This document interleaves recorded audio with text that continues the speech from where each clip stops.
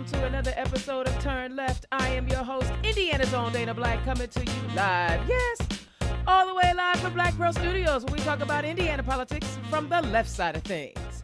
Happy New Year! I haven't seen y'all since, I don't know, the week after the election. I took some time off. I wanted to do some rebranding. I wanted to show y'all I've been tightening up my skills. You know, if I've been doing this thing since 2017, but if you don't grow and you don't change, then nobody's going to get down with you. So if you notice, I got a decent background now. I'm using technology to enhance the visuals, add a little background to it. So that's all I'm doing, just trying to make the experience a little better. And listen, haters going to hate, but I'm going to let y'all know, I felt like the first show of the night should be my first lady.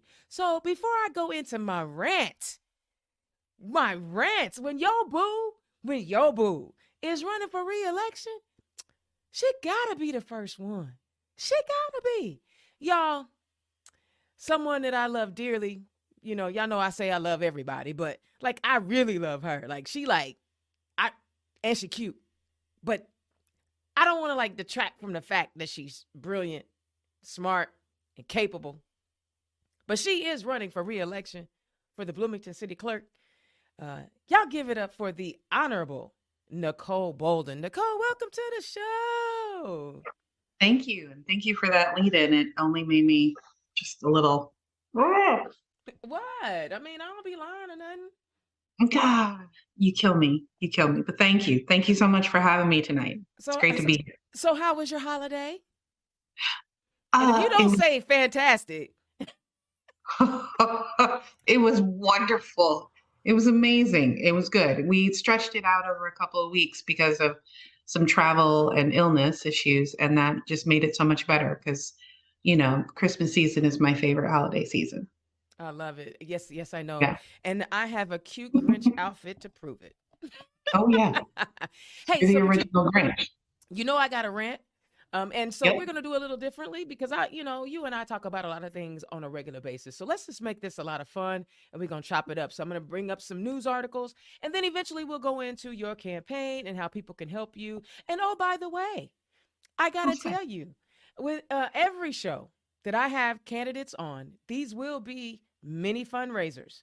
So if you like what these candidates are talking about and you want to contribute to their campaign, click on their Act Blue link because I know every Democrat in Indiana is going to have an Act Blue account. Y'all going to have an Act Blue account, right? Yeah. Anyway, click on the link, donate to her campaign. So my first rant, the first thing I want to talk about is the Indianapolis Star reports Governor Eric Holcomb is calling for a record-breaking increase in funding for the state's K through 12 schools as part of a $43 billion two-year budget proposal.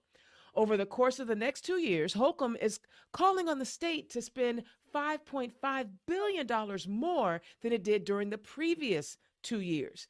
In addition to the $1.2 billion increase in K through 12 tuition support, he's calling for a major investment in the state's public health system, a boost in higher education spending, and a raise for state employees and others around the economic development grant for local communities.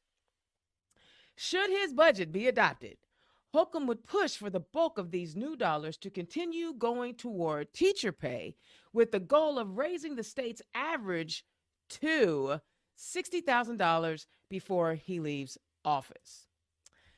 Nicole, Clerk Bolden, do you think the General Assembly and that supermajority Republican Senate and House is going to acquiesce to our governor's requests? I certainly hope so. I mean, I'm always a little surprised when I see the things they do and don't vote for, but I think at a certain point they have to acknowledge that our teachers' pay is just racing toward the bottom of the country and it's time to do something about it. So I hope they approve it. I hope they go in on it. I know there will always people who will say no, but I do hope that it passes. I do too, but my concern is, you've been there 6 years now. You didn't think to do these things before. And you know he's going to throw his hat in for U.S. Senate because him and Mike Braun apparently have a pact that they're going to switch offices. Really? Yeah, word on the street. Oh, Word on the street. I mean, I don't have insights like that. I don't be hanging out with them red folks like that. I just don't. But word on the street. But doesn't it seem kind of odd that Braun is given? He's only been in the Senate for one term. Isn't it kind of odd that they switching roles? Well, anyway, there's going to be a lot of gubernatorial candidates, but we're not going to talk about that tonight. no, I mean, we can if you want to, but I I think sometimes people do things in their last year or two in office that they couldn't get done before, and they kind of say, "This is my last shot." So I think you see a lot of bold moves from people who are planning on leaving office. This may be one of them.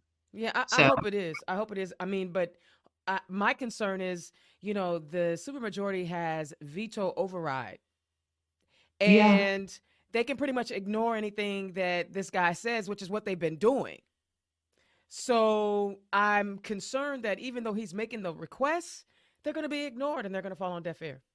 I Okay, would, so what's happening? Because usually I'm the like doom and gloom person and you're like optimistic, and this time I'm more optimistic and you are definitely more pessimistic. it's not I about pessimism. It's about truth and facts. realism, No, I mean, pragmatic. it's I like, don't. where's the lie? Like these clowns. I mean, okay, these guys in the state house, they focus Don't in look clowns. on. Well, I mean, I don't want to do that because you're a candidate, and but it. I mean, you would think like, at some point they would value what Hoosiers are talking about, but in that state house, and we've seen over the last couple of years, especially that hideous special session we had, they don't care what we talk about. We want to legalize marijuana. No. We want to protect abortion rights. No. We want to pay our teachers. No. You know what I'm saying? So, I mean, maybe it's a pattern. Maybe, but we don't know yet. So I think watch and see might be worth this. What I'm holding out hope for. So Yeah, I'm going to I'm gonna cross go my with fingers that. and my toes, and I'm going to hope for it because honestly, that's the best we can hope for. And people care about their kids, or they say they do. They say they care about their education, and they recognize if there aren't teachers, that's a problem. So hopefully, the long view will win out over short-term gains. I So hope so too. But my it doesn't. sincere hope is that people are looking toward the future and recognizing where we are with our educational system as a whole and saying we need to invest in this. And I think it's great also the idea of eliminating textbook fees and some of the other things that go along with the proposal. Great. So I hope they can negotiate something out because this is important. Yeah. And, Yeah, you know, I agree. I hope they do too because an uneducated society leads to a whole lot of bad stuff. And that's all I'm I mean honestly like tomorrow's anniversary? I don't know. People thinking that the vice president of the United States could actually overturn the election. I mean, who people who don't know civics and I mean bad things can happen when people aren't educated. I don't know. I do want to talk about a couple of things. Cherish Pryor, Representative Cherish Pryor, is going to introduce quite a few bills that I think are fascinating that I want to read to you guys. She filed three bills December 27th, and she had put it up on her social media page. HB 1051. This is a bill on property tax relief. It would provide property tax relief for long term homestead property owners who are seeing drastic increases in their property tax bills.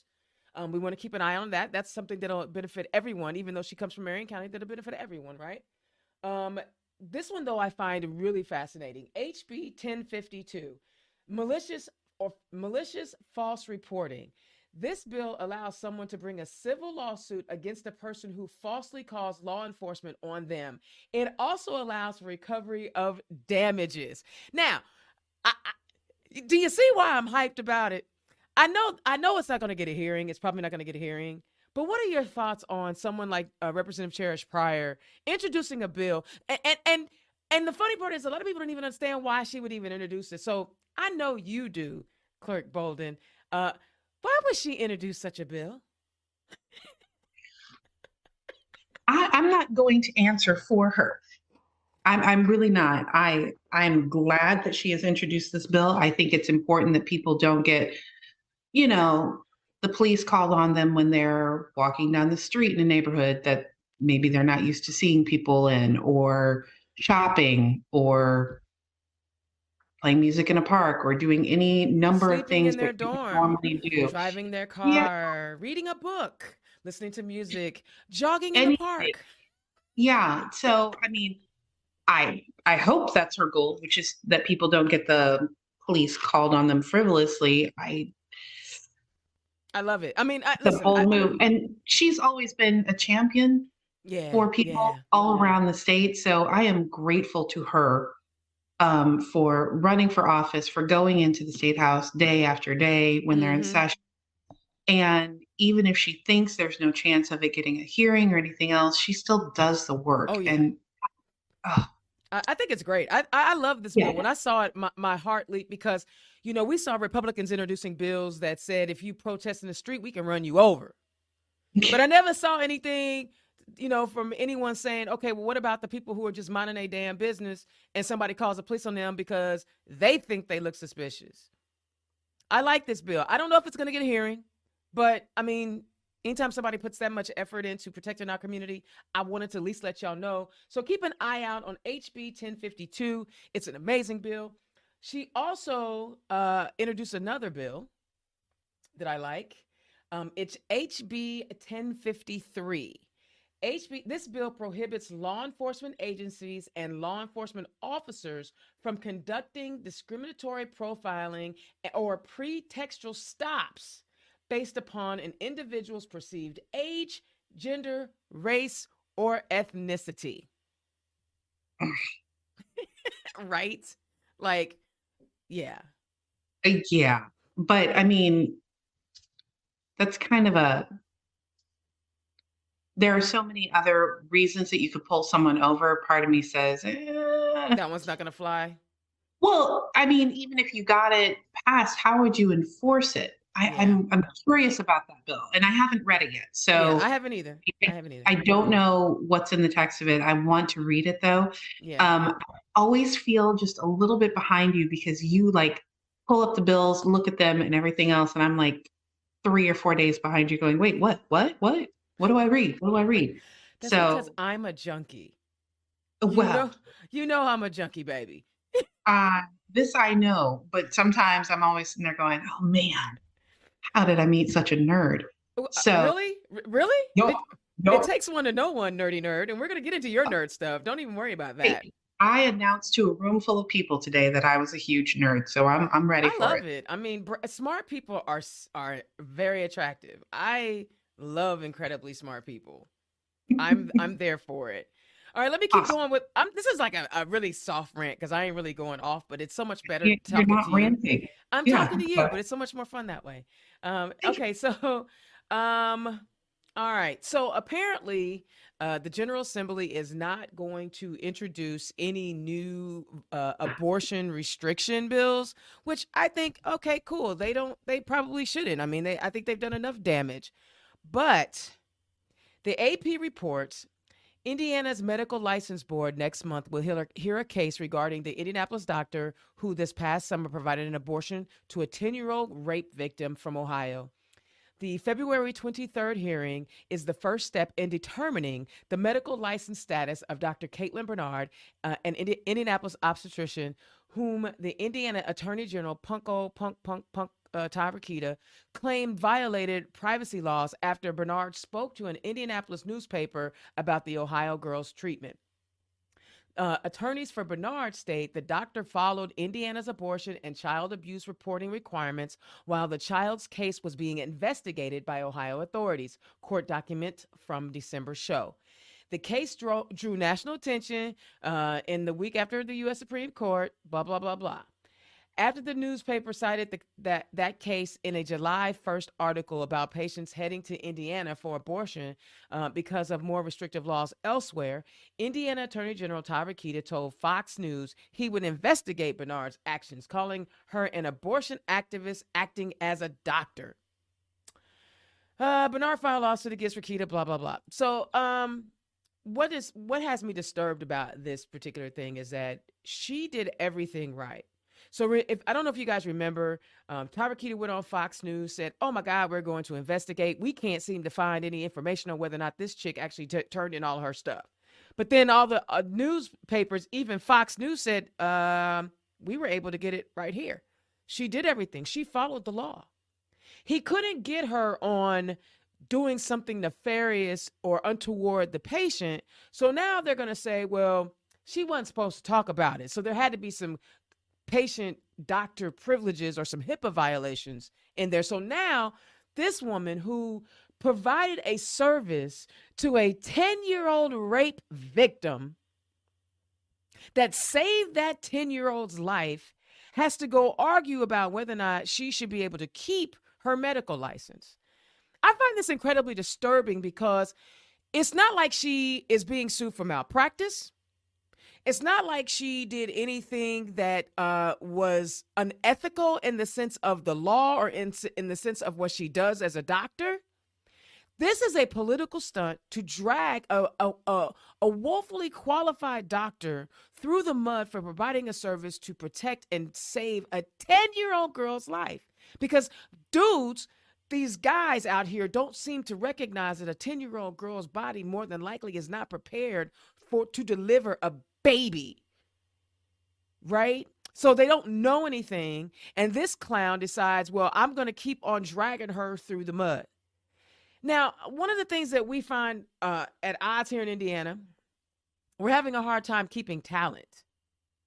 We're having a hard time keeping educated people here in Indiana, and we already have a shortage of doctors and nurses anyway. If you were Dr. Bernard, why would you stay in Indiana? You can go provide your services somewhere else where you're not being dragged through the mud by a politically motivated attorney general who really doesn't have a case. He just wants to keep your name out there. These are my opinions. What say you, Nicole Bolden, on this? Why would you say that she should leave or I'm want not to leave? saying that she should leave. I don't want her to leave, but these are the consequences of actions of people when they feel attacked. It's just, It makes them want to go, is what you're saying. yeah, I don't want But her to leave. No. I mean, maybe she's one of those people who will fight harder when she gets attacked. Like And me? yeah, because there are some people who walk away and some people who stand up and fight harder. I don't know which type of person she is, but man, do I appreciate the fact that she's here because there aren't many doctors who are willing to do that kind of work. It's dangerous. Yes, it I is. mean, And why? And so, why? It should not be dangerous. It should not be but dangerous to do what you got a license to do. I know, but you know, this is not, I mean, it's deliberate. You know, it's deliberate and it's intended to have a chilling effect on other practitioners. I Mm-hmm. mean, Mm-hmm. it's meant to say, when you do this, we're going to come after you in every possible way that we can. We're going to come after you in criminal ways or malpractice or your medical license. We're going to make it so difficult for you to do that which you are legally allowed to do that you are no longer going to want to do it. So I think the people who actually do this type of medicine, who actually are performing life saving procedures for people, need to stand up, and they're already doing work at a level that most people can't imagine because Yeah, the average person doesn't go to work and worry about somebody trying to kill them for the work that they do. The exactly. average person. I mean, there are some people who are in that particular Mm-hmm. dangerous line of work, Mm-hmm. but for a doctor Yeah. be doing this. Yeah. So yeah, I hope she's one of those people who stands up and says, "No, you're not going to chase me out." And I hope that other people who are coming through medical schools or in the medical profession, because it's not just the doctors, it's also Mm-hmm. The nurses. medical assistants and the Mm-hmm. nurses and everybody else who work in these clinics. Mm-hmm. And it is it's very dangerous. I have somebody that I love a great deal who works in one of these clinics, and I worry about them. And so this case is something that I've been paying a great deal of attention to because it's it hits a little bit closer to home. It really So does. And the point that I'm making, like you said that no one should fear for their life going to do their job. That was the point that I was making. Like, why would I work somewhere where I'm going to be in fear of my life for doing my job when there are other states, other places that I can go? Hopefully she will stay. Hopefully it isn't a deterrent for her to leave, and she recognizes the lack of real healthcare and practitioners here in the state, and she stays. I want her to stay, but there's You also know, that chance. yeah, I know there's that chance, and it reminds me of something. Well, your sister said once, because somebody said, "Well, why not go somewhere else where you can do this thing?" And she said, "I shouldn't have to." Yeah, that's real talk right And there. she shouldn't have to leave the state where she has built her practice, where she presumably has family and or friends and a life. She shouldn't have to leave because somebody doesn't like what she does. I agree. I agree wholeheartedly. But it's something that Um, well, I just, and so what do you think about Tyra Keita even coming after her? Like, still trying to I'm flex.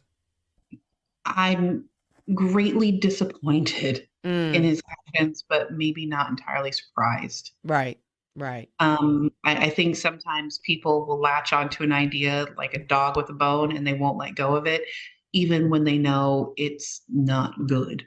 Yeah, and it's just, it doesn't help our state. It doesn't make us look good in the eyes of the country. Yeah, I'm not as worried about looking good, but I am worried about doing what's right and legal. And I think this is a stretch for Yeah. his role. But you know, again, he does not call me for advice. I wish he did, I you wish know. he I wish he did too, because then maybe, he would know that. Anyway, Yeah. all right. But yeah, But okay, so they did the thing. They're taking her to court. She's got to fight for her law license. But this is some good news. medical. Medical license. Thank you. What I say? Law. You did. Stop rubbing off on me. Cut it out. You little legal Sorry. mind. You little, yeah. Her medical license. But this is Right. some good news for those women who believe that they should have a choice in their bodies. Um, Political reports, the Justice Department has cleared the U.S. Postal Service to deliver abortion drugs to states that have strict limits on terminating pregnancy, and has offered limited assurances that a federal law addressing the issue won't be used to prosecute people criminally over such mailings. A legal opinion from Justice's Office of Legal Counsel concluded that a nearly 150-year-old statute aimed at fighting vice through the mail is not enforceable against mailing of abortion drugs as long as the sender does not know that the drug will be used illegally.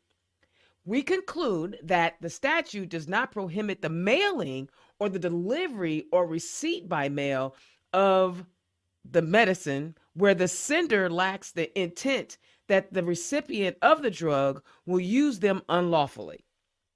There are manifold ways in which recipients in every state may use these drugs, including to produce an abortion without violating the state law.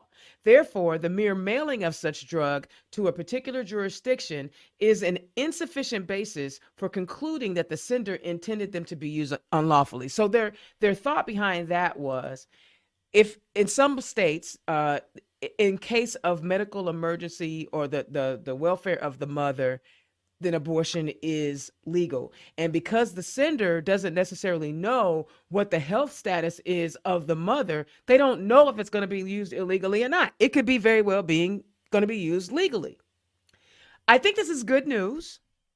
I think this is actually fantastic news, because that means, okay, if you're comfortable with prescription induced, medically induced abortion methods, then in Indiana, you can still receive that through mail order. And the sender won't get prosecuted. You won't get prosecuted.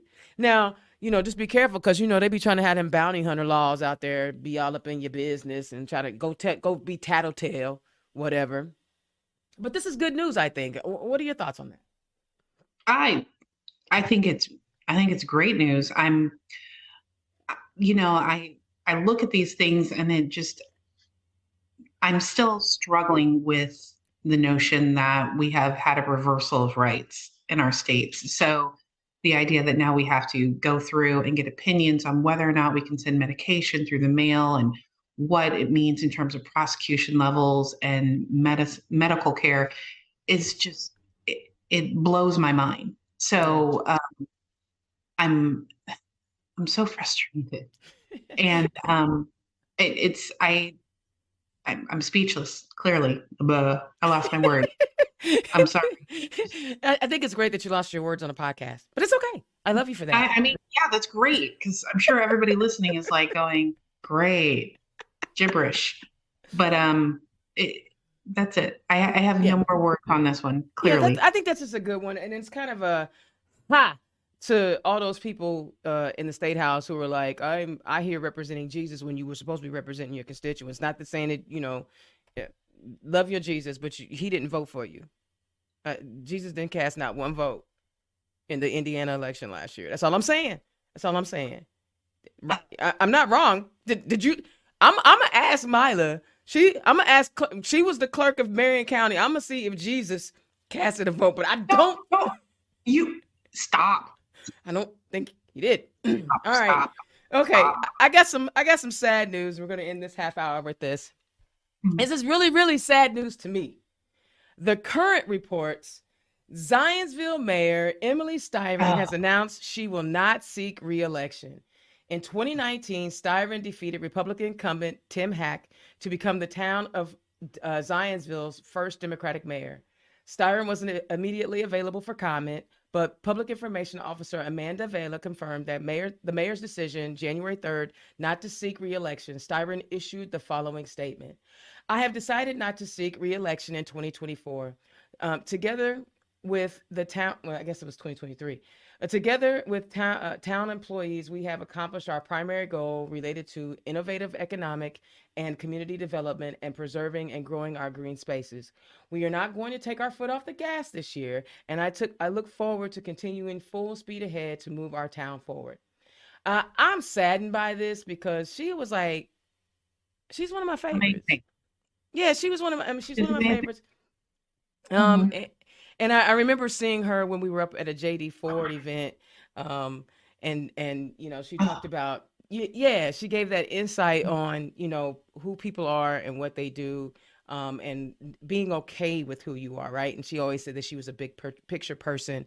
And she just is a sweet person. I had her in house to do her interview because it was pre-COVID, and I remember talking, and she was like, "Yeah, I'm only going to do so much because I have a son." I mean, she had all of her priorities in place, and she ran a good race.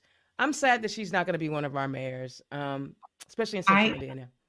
yeah, and we don't have a lot of Democratic mayors around the state, so the loss of one of our incumbents is real, and she's a very kind person. I've talked to a lot of mayors around the state from both sides of the aisle, and I think she is just one of the kindest people that you can meet. Absolutely, So, absolutely. I'm like I'm hoping that even though she's stepping away from the political space, that there's an opportunity for us to like go have dinner, have lunch, coffee. I just enjoy talking to her. You know what I'm saying? Like she just, well, she's still around, so I think we can I talk know, or email. It's just, it will be in a different capacity. People move on, I know, um, I know. unfortunately. So, Yeah, but you eh, know me, babe. I get to talk about politics and I drive people crazy. well, that's okay. It's okay. Hey, before we get into Nicole's discussion about Clerk Nicole Bolden's reelection, uh Democrats, do you need audio and visual equipment for your event? Are you a candidate that is looking for an affordable uh, way to create content? Then look no further than Black Pearl Studios, a subsidiary of Black Pearl IT Solutions. Black Pearl IT Solutions can provide many of the communications wraparound services any Democratic organization needs. No matter the size or budget, Indiana's own has you covered. Visit the website www.blackpearl. Wait a minute, let me say it again. www.blackpearl-its.com for more information. Y'all, I'm here to help y'all win elections. That's it. That's all. I have all the tools you need. Holla at your girl. All right. Okay, now let's talk about the fabulous Nicole. Tell the people who you are and where you come from. So, my name is Nicole Bolden. I live in Bloomington, Indiana. I'm the Bloomington City Clerk. I was first elected in 2015, reelected in 2019, and I'm running for reelection this year. I filed yesterday. So, that's exciting. It I'm is. excited about it, you know? And I'm very, very lucky. I have a great group of people that I work with. I really enjoy my job. Actually, I love my job. And so I'm looking forward to this year because, it's a good chance to get out and talk to my community and knock on doors and not have people look at me funny and think I'm begging for candy. So, this is good. Well, Looking forward. what? So, okay, there's a there's a couple of different kinds of clerks out there. You're a Yeah. city clerk. A lot of people don't know what the city clerk does. What does a city clerk do? So, my new shorthand description for describing the city clerk is I describe it as the memory for the city. I'm the city clerk, also known as clerk of the council, also known as, we catch everything in our office. But we keep the city's ordinances and resolutions and keep track of all the council's meetings. And we also handle parking ticket appeals and deeds and certified bonds and a lot of the detail work that you don't think of that goes into municipal government but needs to be handled comes through my office. It differs from the county clerk because the county clerk, at least in second class cities and smaller, um, is the clerk of the courts. So they handle things that are handled with the courts, but for us, it's city council. And so we work really closely with the city council and the mayor's office to make sure that things are done. The nice thing about the clerk's office is when it's running smoothly, you probably won't hear a lot from us unless you need something directly from the office. So it's a nice job. Oh, and we get to officiate weddings, which is one of my favorite things. I know I perked up on that. But officiating weddings is just so much fun and I love it. And when I get to do it for friends or family, it's very special. So So I you, cry. so this I is love your, this is you're running for reelection for your third term. for my third Okay, term. Yeah. yeah. So okay, so you said you're the memory of the city. Why does that fascinate you? It's not something I ever thought I would do growing up. It's not like I thought one day I'm going to be a city clerk. Far, far from it. But there was something when I first got into the office, and I remember I was only going to be there for a few weeks, and it's what, 14 years later. Um, so clearly I didn't have my plans well thought out. But when I got into the office, and it was in the first couple of days where somebody called the office and they asked for some help. It was relative to smell like a pothole, and realizing that we could take action on it, make a couple of phone calls, and that pothole was filled within a day or so. And that was amazing to me. It was like, wow, we get to be here in city government helping people that quickly and that directly, which you don't get to see very often. I mean, yeah, you can write to the governor or the president or somebody in the state house, but it takes a little bit more time to get that direct response. And to be the memory, there are things that happen in our city government, and somebody will say, well, when was the last time this happened? And it's one of those great things to say, hey, I've got that right here. And here's a list of all the mayors that we've had since we incorporated, or here are all the clerks, or this is the original city charter for the city of Bloomington, which I love that we have it in our office, and it's this great big book. If I could have brought it home to show you, I would, but that probably is not ideal. But it is Hmm. just beautiful, and you can see um, where the city of Bloomington became Bloomington Mm. officially, and that it's amazing. So anybody, if you're ever in Bloomington or if you're in Bloomington now and you want to see the original city charter, just come by my office and we'll, pull it out. We have to keep it in a special safe so it's protected. But that's what I mean by being the city's memory, which is there are things that happen that we need to refer to. And sometimes people just don't know when it happened or what was there or what additional paperwork was going on. And a lot of those things are kept in our files. And some of them will never be used, but some of them will. And I love that. And for me, I struggle sometimes to remember what I had for breakfast, but knowing that the things I do at work are written down, documented is just, it's wonderful to I me. love it. So I love it. yeah. And yeah, I did that thing where I got all excited That's about, well, I wanted you to because sorry. I want people to feel how much you enjoy doing the job and understand why it's important to have someone who's passionate about the work being in that position. And if you like what Miss Nicole Bolden, Clerk Nicole Bolden, has talked about, please remember to click on her Act Blue donation link. Or if you're listening to this on a podcast, go to actblue.com, type in Nicole Bolden, and you will be able to find her link and donate to her campaign and make it a recurring. I'm just Oh saying. yeah. Oh yeah. So you do other things though. Like I you talked about like you do a community engagement thing. What is that all about? The Like you're community. Oh, you mean through the office or do you mean yeah, through the office, just through the in office. general? No, through the office. We're gonna talk about, all the good stuff that you do later. But through the Oh, office, you do like a what is it, a constituency, something, something, something?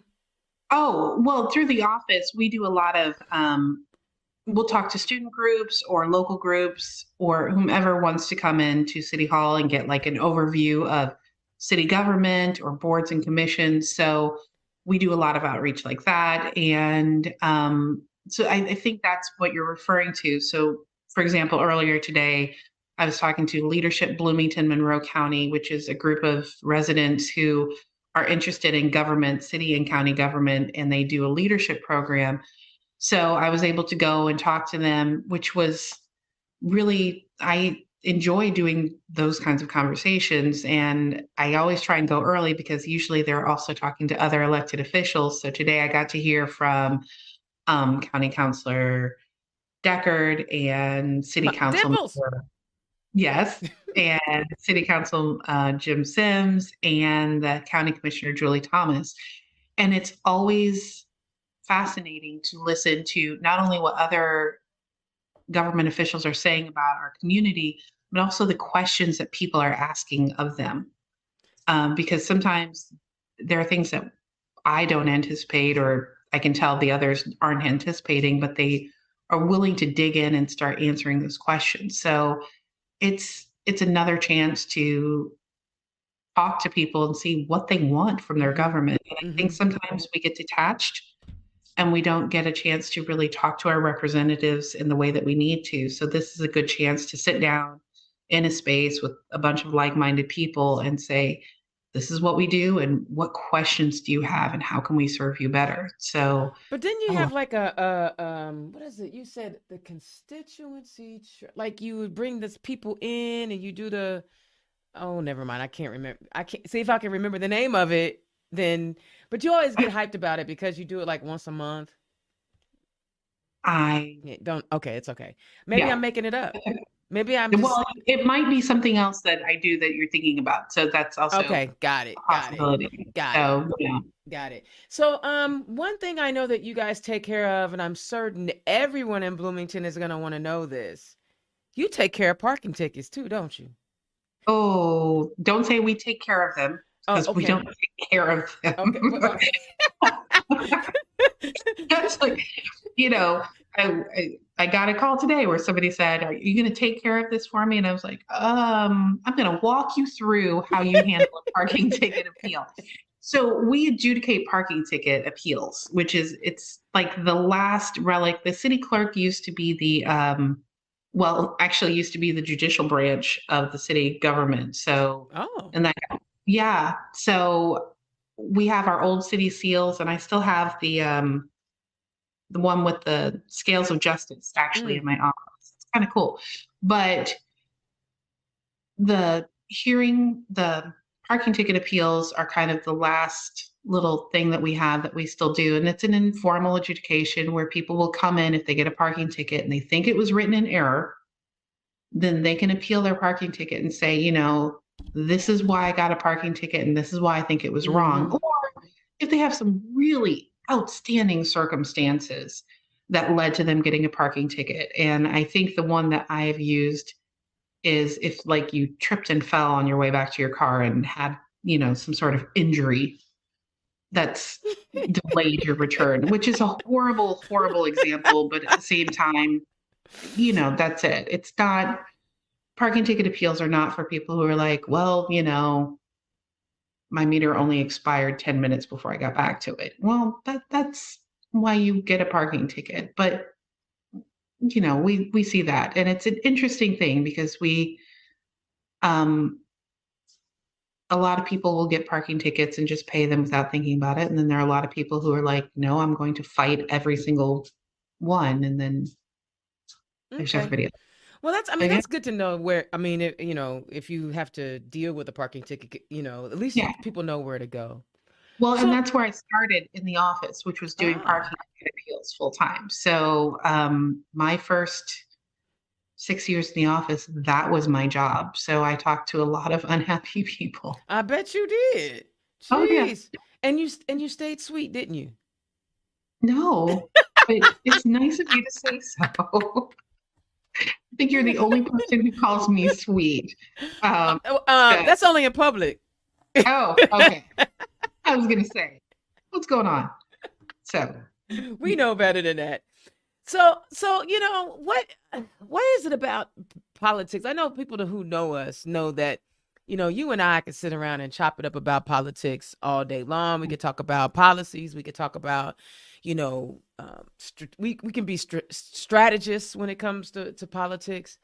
But I don't think I've ever really asked you this. What is it about politics that draws you in? Ah, well, gotcha. yeah, you did. I don't know that it's.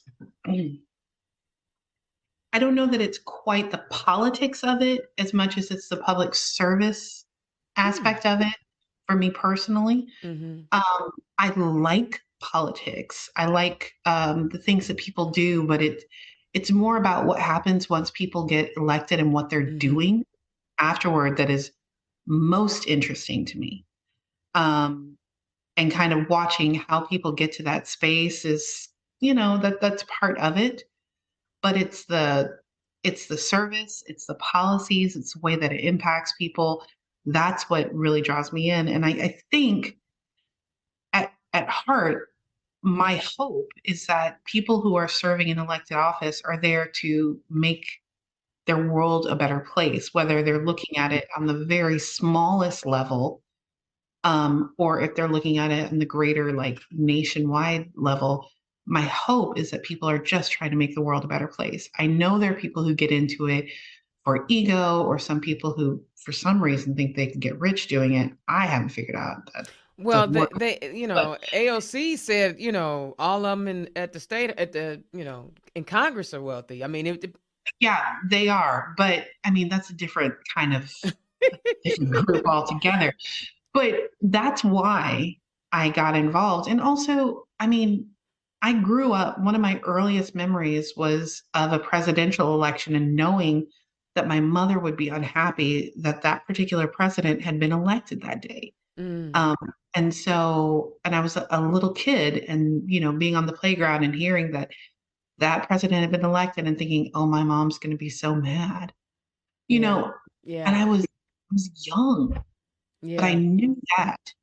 And I grew up in Iowa, so we had a whole different political system. Don't Iowa, make any cracks about Iowa, Iowa. the state of black. Oh my God, she's But bringing up Iowa. oh, it's a Those great dang. state. Wait a minute. It's a, Time out. How no, your people feeling that they may lose their caucus? I haven't talked to anybody about it yet. So How you I'm feeling about it? mm, I'm a little sad. Because A little the 2020 was a fiasco. anyway. So back to the question. We're not even going to go down that route. You can't help yourself, can you? I couldn't because I mean, literally, because of that, everything is changing. No, it's not just because of that. Part of it is the demographics. Part of it is Part of how it things is, are going. but it So just that was let's like not the say that it's because of that one time, that one thing no, that okay, was. you're right. I won't say it's because of that one thing, but it was one of the It pile. was It unfortunate, but it's not the end of the world. mm, mm, mm, mm, So, and they'll do better mm. next time. You learn from If mistakes. they get it next time. They will, of course, they're going to get it next time. They're going to have elections. Yeah, but It's just the they're talking about taking away the first. yeah, but they're talking about taking away the Yeah, caucus and just having a primary. I know, but it's okay. It'll be fine. It'll be fine. You do sound sad. I mean, I see it in your eyes. You just all of a sudden you just got oh, we can't be Where are my number sunglasses? one. Huh? I need to put those on. I'm like, where are my sunglasses? I I mean, need I to look really felt sad. it. Like we can't be number one. Well, I mean, Well, you it's a cool. Hoosier now, so it don't even matter. Like you a I Hoosier, mean, you know.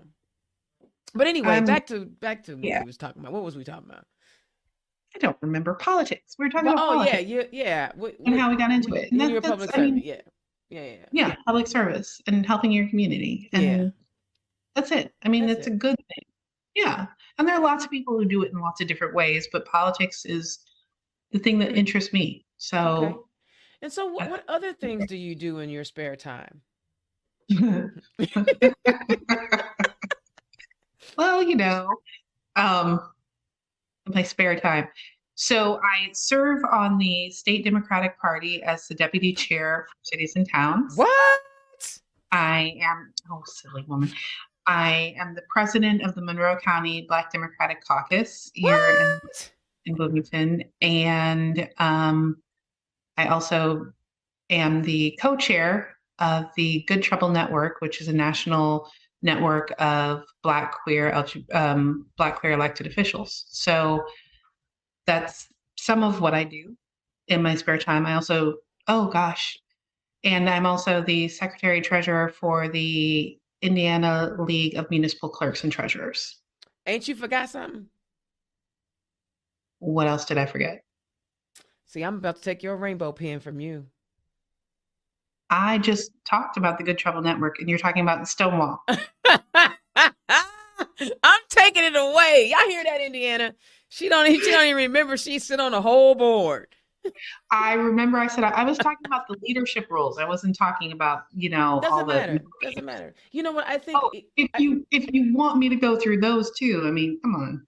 I mean, But yeah, I think it's cool to like be of service and not necessarily have a title in the organization. I think that's I cool think too.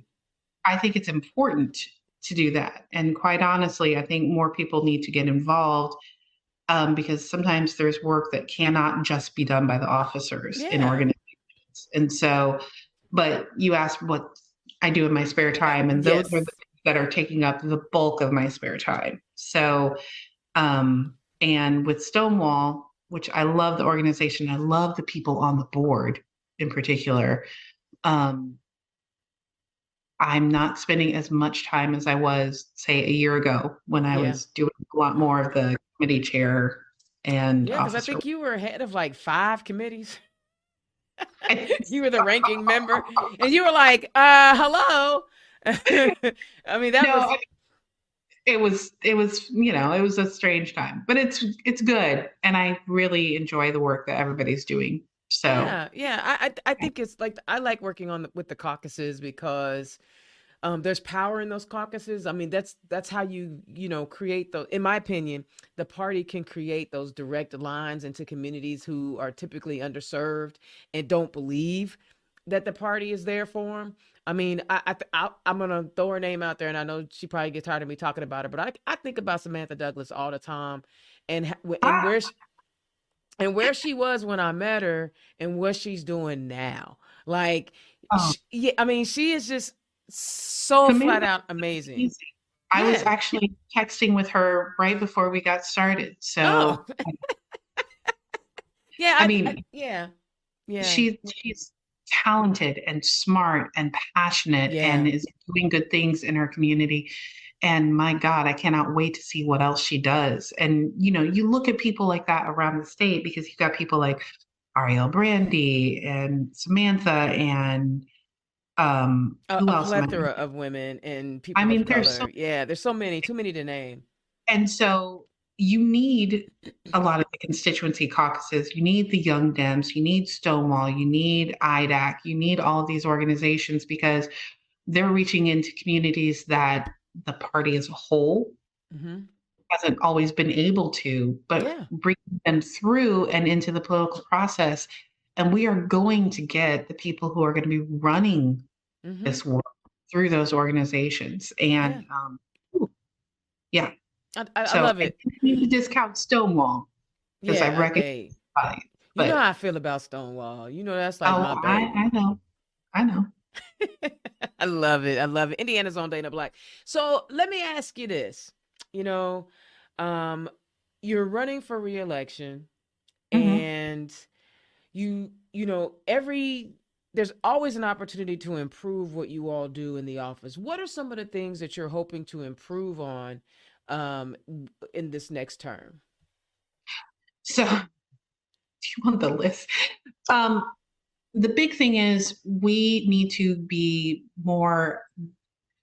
One of the things I'm working on is accessibility Mm-hmm. What do you for mean? the records that we Oh, produce. okay. It's we produce a lot of just information and minutes and everything else, but making sure that they're accessible to the community and to people who need them, and not just in terms of availability, like, oh, yeah, they're in a book or oh, yeah, they're on the website, but making sure that they're readable Mm-hmm. for anybody who may have visual impairment or Mm-hmm. anything else, or so that other systems in place or software can pick it up and read it back to them. So there are some things that we have in place right now that aren't very accessible in that way. And I want to work on that. I also want to help the city council as requested, or if they will allow it, to revamp some of our procedures for the city to make the way that we do things overall smoother, because right now it's a little clunky, I guess would be the nice way to put it, in terms of our procedures. And we just need to update some of our code and make sure that people are going through meetings and know what to expect and when to expect it, and don't get bogged down in some of the minutia of how the meeting is supposed to be run as opposed to what we're supposed to be discussing. Mm-hmm. So, Mm-hmm. um, Because you are because right, definitely you can run a heck of a meeting. Like I've seen you like this is a 30-minute meeting. We're done in 28 minutes. thank you. Thank you. Yeah, I'm gonna give you 2 minutes of your time back.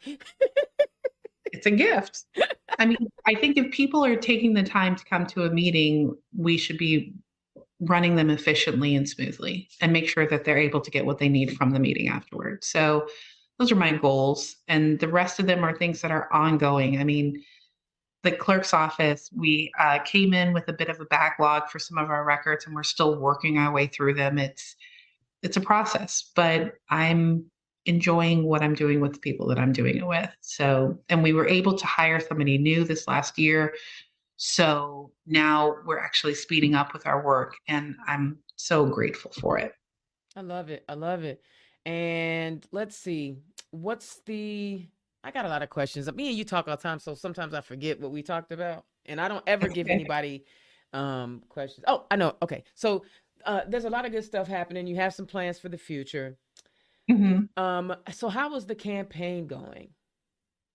Well, we just officially started, yesterday. So far it's okay. I think this next month is going to be a bit of waiting to see who all files in the primary. Bloomington, right now, all of the elected officials are Democrats. So, and that's been the case for a while. So our primaries tend to be more consequential than the general election because that's how Mm-hmm. the votes tend to run.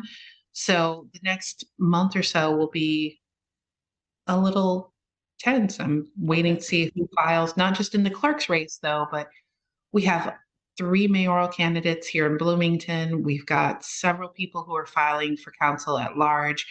And then I think we're going to have a few contested district races as well. So this is going to be a very interesting primary season, not just for myself, but for others. And for my campaign, we are really working on the same campaign plan, whether there's one opponent or 20 opponents, it's the same message. So, Okay. So do you have any events coming up?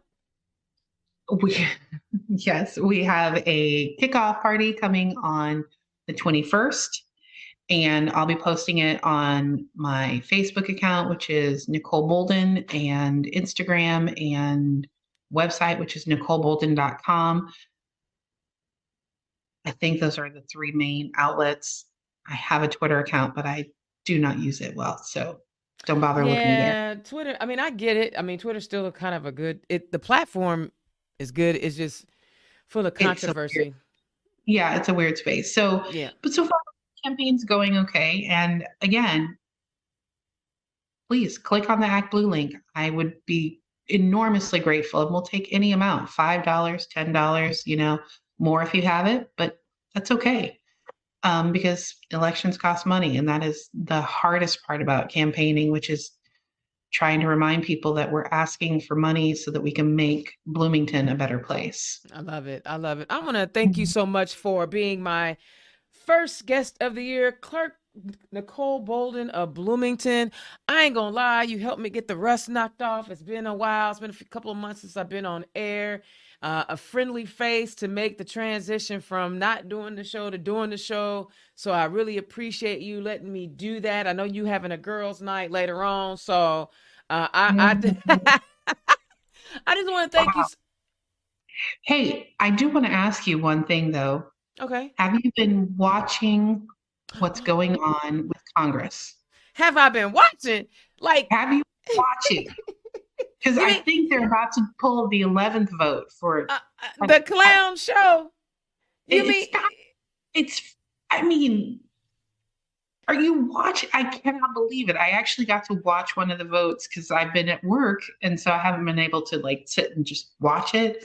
But I got to watch one today, and I was amazed. Yeah, I, I've seen nine of them.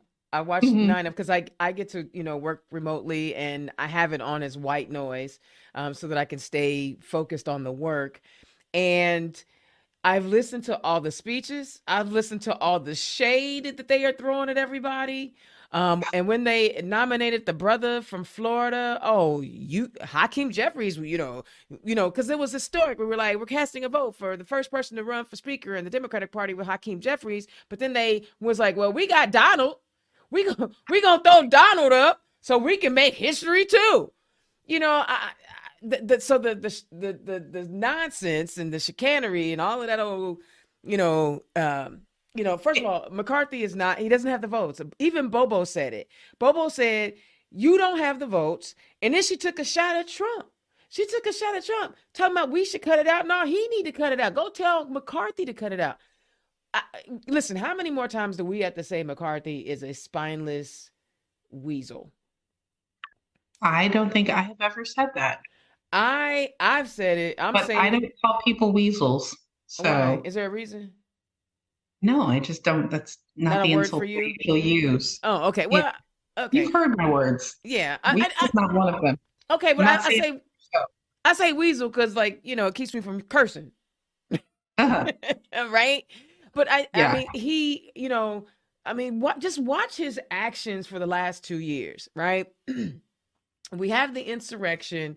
He blasts Trump and the administration like an hours after the administration, but then the following weekend he's down there kissing the ring. Oh baby, baby, please, Mr. Trump, take me back, baby, baby, baby, please.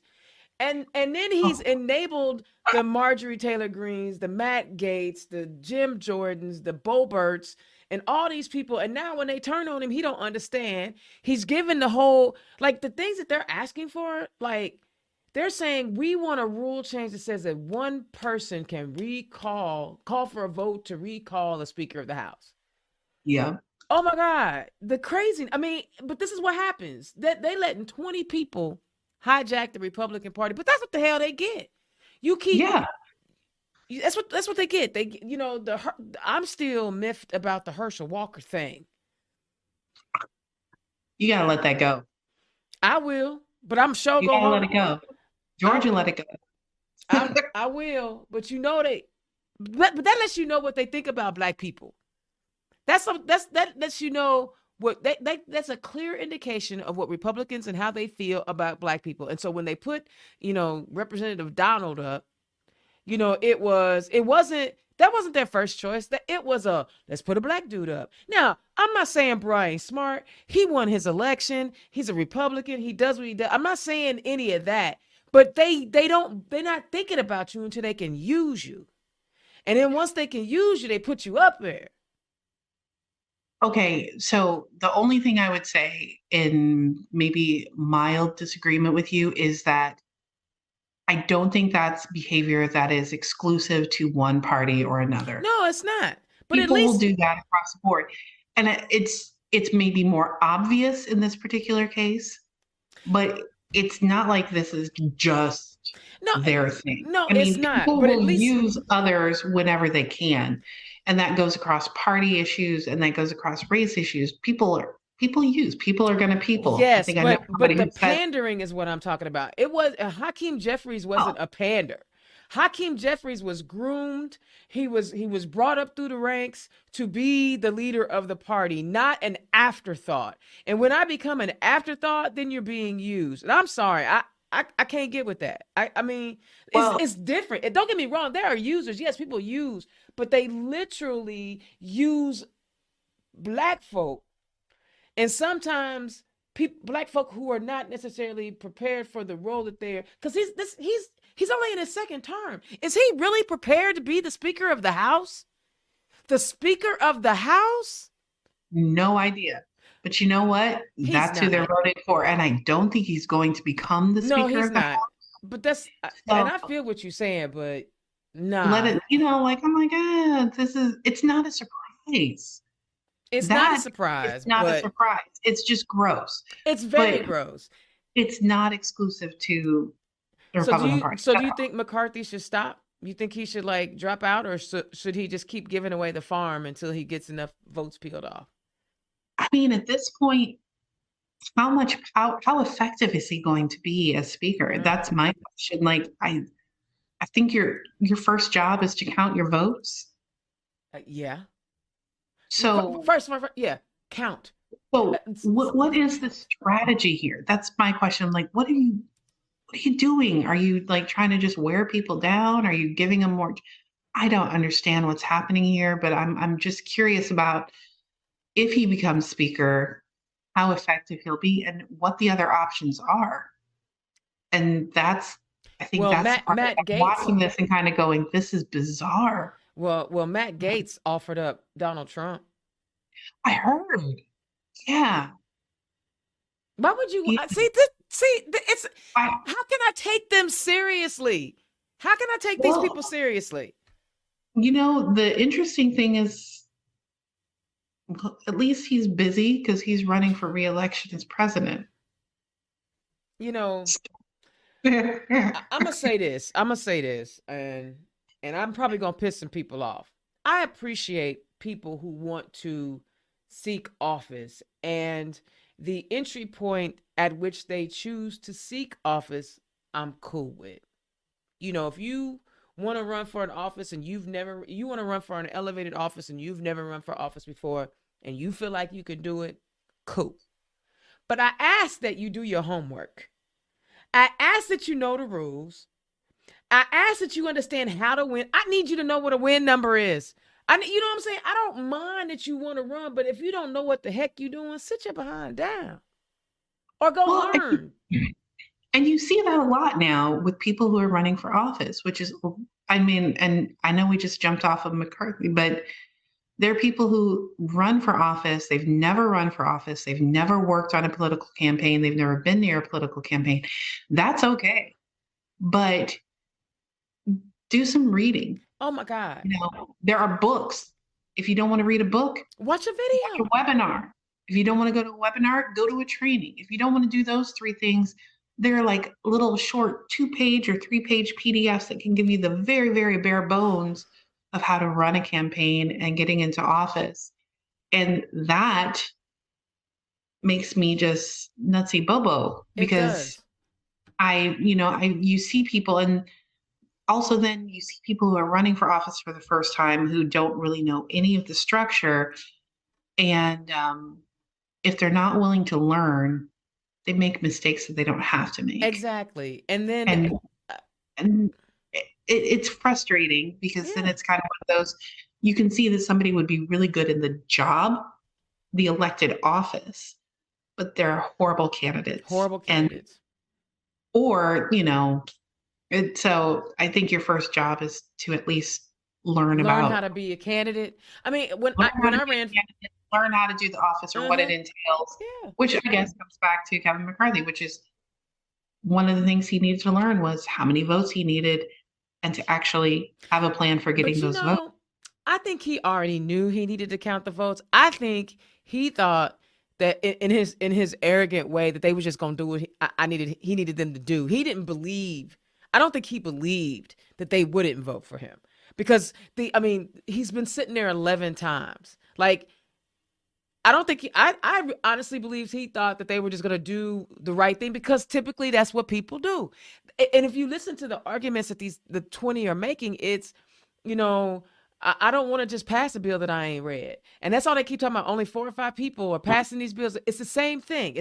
They're saying the same thing. So basically what it is like, you keep telling us we are supposed to do a thing and you ain't talked to us. So McCarthy, I think, in his arrogance, thought that, and then he had Trump come in talking about vote for him. He thought that he was going to get what he needed, and I don't think he didn't know how to count because they've been doing this since the election, since they knew the results, And since before then. well, and he was wasn't he one of the young guns? Do you remember those? I The do not young guns? recall. It was him, Paul Ryan, and there was a third. Oh, I'm blanking on it. But there were three of them. They all came in and they were all young and gung ho at the same time. I don't know, like Paul Ryan or Eric, whatever. Who? Eric Cantor, Paul Ryan, and Oh yeah, Eric yeah. Cantor, Paul Ryan, and McCarthy. And they all And came in together. I think he's kind of the last one hanging out still. yeah, because Eric Cantor got outflanked to the right. If you could, Yeah. I remember that. I remember that. I don't know. And It then just Paul Ryan left. And so anyway, I've been watching. It's been one of those things where I'm just kind of going, this is and happening. at the same time, the business of the country is not being done. Well, no. I mean, But Senate's doing some stuff. They've yeah, all gotten but you can't have a functioning government with only one branch. well, yeah, With one branch out not doing anything. Put it like that. half of a branch since they're all the legislative branch, right? Well, yeah, half a branch. I mean, Yeah, but it's not it's functioning. It's not functioning. no, well, no, they're functioning. They're just not moving forward. That's no. They're not even. No, they're not doing anything. No one's been sworn in the House. I know they're all elects right now, Yeah, which so is that means it's not functioning, right? I mean, okay, it's fair. I not. mean, If you don't have anybody we're elect and nobody, they can't even talk about classified information because they're still not sworn in. It's it's, crazy. I think it's like but this is what they get. This is what they get. They've been doing this for years, putting up clowns to run in these House seats, and now there's enough of them to cause damage. I think I've watched more votes or more time on Congress in the last like just today, this afternoon, than I have like in the last 6 months, Yeah, and which yeah, is a shame because yeah. we should be paying attention, but I tend to pay more attention at the local level. Yep, and I'm gonna be tuning in next week at the State House, so I got you. I'll be watching that. But I want to say this last thing about the DC thing. You know, Oh, if McCarthy had any, if his intelligence was nuanced, he would definitely have gone back and read every Nancy Pelosi book. And let me tell you why. Do you remember when the squad came in yeah. and they were like, enough of this old people stuff. We want fresh. We want new stuff. We want, and they came in gung ho. Whatever Nancy Pelosi did, she became the leader again. True. She was voted in. Those young ladies, those ladies were like, the squad was like, it's time to go. And she had the same amount of lead that McCarthy does now. A real leader, a true leader, knows how to talk to the people who are disagreeing with you and get them on board. And that's what McCarthy is unable to do because he's not a leader. He just wants to be the speaker. And therein lies the problem. I just want to be the speaker. I don't, you can take it away from me tomorrow. I just want to be the speaker. So there's that. All right. Indiana's own Dana Black. Clerk Nicole Bolden. Again, thank you again for letting me pop the cap off this 2023 election cycle. I have more guests coming. I'm excited about how many mayors I've already reached out to, or mayor candidates that I've reached out to who are looking to run. I'm gonna try to bring as many of those on the show this year as I possibly can. Obviously, I want to bring more city council folk, Unigov. And I know of at least now 2 city clerks who are running for office, and I'm going to make sure that I bring the candidate from wherever. I'm not going to tell because I don't know if they've announced. Right? I can't say. I know. Right? I'm so excited. Right. I make sure I get all those folks on the show. And if you guys, listen, if there's somebody you want me to try to reach out to get on the show, let me know. I am going to try to bring the state party chair on before the primary season gets heated up. I've been emailing with him, trying to make it around his schedule, so that he can come on in and chop it up with us before the primaries get all down and dirty. So we want to recap last year and then what he has planned from that perspective. But this is your place, y'all, to find out about the candidates. This is the place where you come and hear about the policies that are happening in the State House. The General Assembly session starts next week, so I'm gonna be tuned in.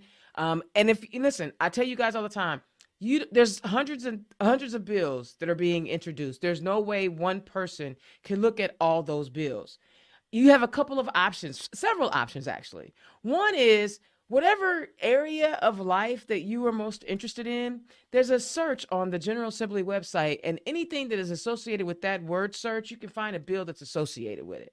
And then you read those bills. Or you can get you and your whole bunch of your homies together and y'all can divide the bills up.